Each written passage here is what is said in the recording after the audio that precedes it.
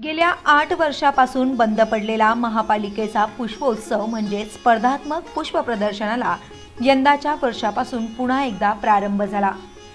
नाशिक महापालिकेचा हा उपक्रम नाशिककरांच्या चांगलाच पसंतीस उरला। या ठिकाणी विविध सेल्फी पॉइंटही उभारण्यात आले आहेत।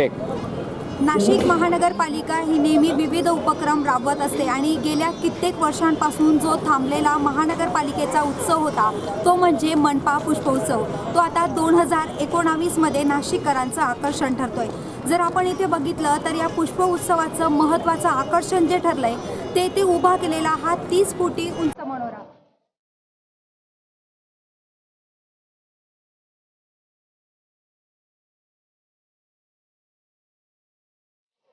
या उंच मनोऱ्याजवळ या पुष्प उत्सव जो हा मनोरा आहे त्याच्या इथे सेल्फी पॉइंटही आपण आता बघणार आहोत। इथे सेल्फी काढण्यासाठी लोक जमाव करू लागले आहेत। लवकरच आता इथे उद्घाटनही होणार आहे। त्यामुळे हा पुष्पोत्सव आणि मनपाचा हा 2019चा पुष्पोत्सव नाशिककरांसाठी नाही तर संपूर्ण जिल्हाभरासाठी आकर्षण ठरेल हे निश्चित। गेल्या कित्येक दिवसांपासून नाशिककर जणू बाहेर निघायलाही घाबरत आहेत। त्याचं खरं कारण तर आपल्याला माहितीच आहे की नाशिककरांनी सावधगिरी बाळगा, जिकडे बिबट्या दिसला तिकडे बिबट्या दिसला, बिबट्याचा वावर आहे, अशा अनेक बातम्या आपण जर वाचल्या असतील आणि आपल्याला बघायलाही मिळाल्या तर याचं खरं कारण आहे जर मनुष्य हा जंगल तोडून त्याची घरे बांधू लागला तर निश्चितच बिबट्यासारखे वाघासारखे प्राणी त्यांचं जंगल सोडून आपल्या मनुष्य प्राण्यांनी जे घरं बांधले आहेत तिथे त्यांचा वावर सुरू होईल। त्यामुळे अशी अनेक संदेशपत्रही आपल्याला या ठिकाणी बघायला मिळत आहेत।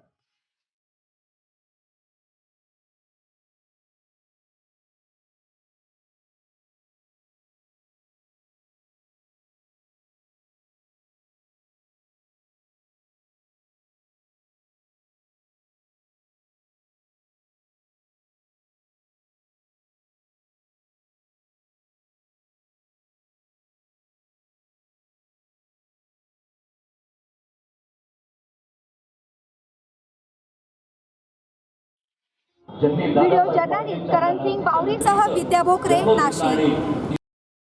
राजीव गांधी भवनाचे तिन्ही मजले फुलांनी बहरलेले असल्यानं शहरवासियांची वर्दळी पहिल्या दिवसापासूनच सुरू झाली। माझ्या नवऱ्याची बायको मालिका फेम नाशिककर अभिनेत्री अनिता दाते यंदाच्या उद्घाटनाच्या मानकरी असल्यानं नाशिककर त्यांची 4 वाजेपासूनच आतुरतेनं वाट बघत होते। अभिनेत्री अनिता दाते यांचे महापालिकेत आगमन होताच सर्व प्रेमींनी या ठिकाणी गर्दी केली। त्यांनी महोत्सवाचे उद्घाटन केल्यानंतर सर्व प्रदर्शनातून निसर्गानुभूती मिळाली असंही त्यांनी यावेळी सर्वत्र बघितलं। अनिता दाते यांच्या हस्ते उद्घाटन होताच सर्व मान्यवर व्यासपीठावर विराजमान झाले।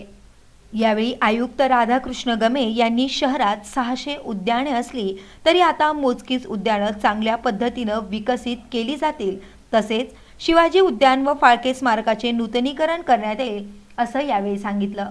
गेले 8-9 वर्ष हा पुष्प महोत्सव बंद होता आणि ही संकल्पना श्री आमले यांनी जेव्हा माझ्यासमोर मांडली आणि मी त्याची पार्श्वभूमी समजून घेत असताना त्यांना विचारलं की मागच्या वर्षी कुठे केला होता। त्यांनी सांगितलं की 8-9 वर्ष हा महोत्सव बंद होता आणि त्या क्षणाला मी ठरवलं की हा महोत्सव आपण पुन्हा सुरू केला पाहिजे आणि नाशिकची जी सांस्कृतिक आणि कलात्मक जी चळवळ आहे ती पुढे नेण्यासाठी महापालिकेने पुढे आलं पाहिजे। आणि आज विशेष आनंद असाही होतो आहे, आत्ताच मी प्रमुख अतिथींशी बोलत असताना त्यांनी सांगितलं की त्या लहानपणी असताना ह्या महोत्सवाला आलेल्या आहेत आणि तोच आनंद आज आपण इतर जे आज आपल्यासमोर बसलेली मंडळी आहेत त्यांना आणि त्यांच्या मुलांना आपण देण्याचा इथं प्रयत्न करतो आहे। ह्या महोत्सवामधनं आपल्याला शहरातील आणि जिल्ह्यातील सर्व नागरिकांना एक संधी मिळवून देणं हा एक मुख्य उद्देश आहे। संधी कशाची आहे तर सर्व पानं, फुलं, झाडं, फळं यांची त्यांना माहिती व्हावी, पुढच्या पिढीला याचं ज्ञान मिळावं। कारण आता शहरी आणि ब्लॉक संस्कृतीमध्ये, फ्लॅट संस्कृतीमध्ये मुलांना या सर्व गोष्टींची माहिती मिळणं तसं मुश्किल जातं। आणि विशेष आनंद याचाही होतो की महापालिका आमची एरवी अनेक कारणाने चर्चेत असते आणि ह्या चर्चेला पूर्ण तसेच रंजना भानसी यांनी गेल्या 7 ते 8 वर्षांपासून महापालिकेचा उद्यान विभागाचा विभाग जणू बंदच होता, मात्र आता या विभागानं चांगलं काम सुरू केल्याचंही सांगितलं। जेव्हा आम्ही त्यांच्या पुढे ही संकल्पना मांडली आणि गमे साहेबांनी एका शब्दामध्ये त्यांनी होकार दिला आणि पुष्प महोत्सव ज्या नाशिक महानगरपालिकेमध्ये सगळ्यांना आनंदीमयी, जसं एक फूल फुलतं, एका फुलाला विचारलं एकाने का रे तुला तोडल्यानंतर तुला वेदना होत नाही, त्या फुलाने सांगितलं अरे समोरच्याचा आनंद बघून मला ज्या वेदना होतात त्या मला समजत नाही. अशा प्रकारे आज या ठिकाणी पुष्प महोत्सव जो भरण्यात आलेला आहे आणि या ठिकाणी 13 जणांना या ठिकाणी पहिल्यांदा या ठिकाणी बक्षीस देण्यात आलेले आहेत. आपण या ठिकाणी स्पर्धा ही निश्चित असावी आणि त्या स्पर्धेमधून आपण सगळ्या नाशिककरांना पुष्प महोत्सवाचा आनंदसुद्धा या नाशिक महानगरपालिकेमध्ये आता 22, 23 आणि 24 तारखेपर्यंत निश्चितपणे या ठिकाणी घेता येईल. आणि या ठिकाणी जे स्टॉल लावलेले आहेत का वेगवेगळ्या प्रकारचे झाडांचे असतील. यानंतर सर्वांना प्रतीक्षा होती ती अनिता दाते यांच्या बोलण्याची. अनिता दाते ह्या व्यासपीठावर बोलू लागताच सर्वांनी टाळ्यांचा गडगडाट केला. त्यानंतर त्यांनी आपल्या बोलण्यातून सांगितलं, पती चिन्मय यांच्यामुळे आपण निसर्गात अधिक रमतो असे सांगून त्यांनी परसबागेचीही माहिती दिली. मी नाशिक महानगरपालिकेचे सर्वप्रथम आभार मानते की या उद्घाटन प्रसंगी मला इथे बोलवलं. मला खरंच खूप छान वाटतं आहे आणि मला नॉस्टॅल्जिक व्हायला झालं आहे. कारण मी जेव्हा शाळेत होते तेव्हा हा पुष्पोत्सव मोठ्या दिमाखात व्हायचा आणि आम्ही शाळा सुटल्यानंतर सगळेजणं इथे यायचो. दप्तरं असायचे, खूप दमलेलं असायचो, भूक लागलेली असायची, पण पुष्पोत्सव बघूनच मग रात्री घरी जायचो आणि खूप हिंडायचो इथे आणि विविध फुलं बघायचो, पानं बघायचो आणि बऱ्याच गोष्टी लक्षात राहायच्या, काही गोष्टी लक्षात राहायच्या नाही, पण बघणं मात्र व्हायचं. पण मला फार वाईट वाटतं, गेले काही वर्ष हा पुष्पोत्सव झाला नाही, पण आता पुन्हा ही सुरुवात झाली आहे. मी एक विनंती करेन महानगरपालिकेला की तुम्ही 2 कार्यक्रम कमी करा, पण हा पुष्पोत्सव मात्र कधीही बंद करू नका.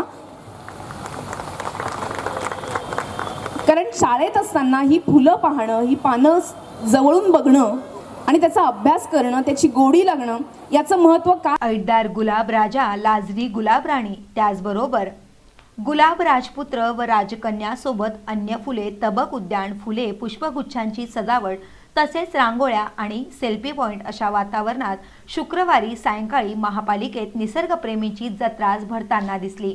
या कार्यक्रमात बक्षीस वितरणही करण्यात आलं. या उद्घाटन सत्रात गुलाब राजा आणि राणीसह विविध पुरस्कारांचे वितरण अभिनेत्री अनिता दाते, महापौर रंजना भानसी आणि आयुक्त राधाकृष्ण गमे यांच्या हस्ते पार पडले. गुलाब राजा पुरस्काराचे मानकरी सोनू रमेश काठे ठरले, तर गुलाब राणी पुरस्कार पुष्पक फ्लोरीने पटकवला. गुलाब राजकुमारीचा मान बाबूलाल नर्सरीने पटकवला, तर गुलाब राजकुमारचा मान सुखदेव महापात्रा यांनी पटकवला.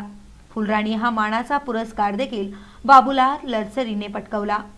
आणि तसेच मनपाच्या उद्यान विभागातील कर्मचाऱ्यांसाठी आयोजित उद्यान प्रतिकृती स्पर्धेत पूर्व विभागानं बाजी मारली.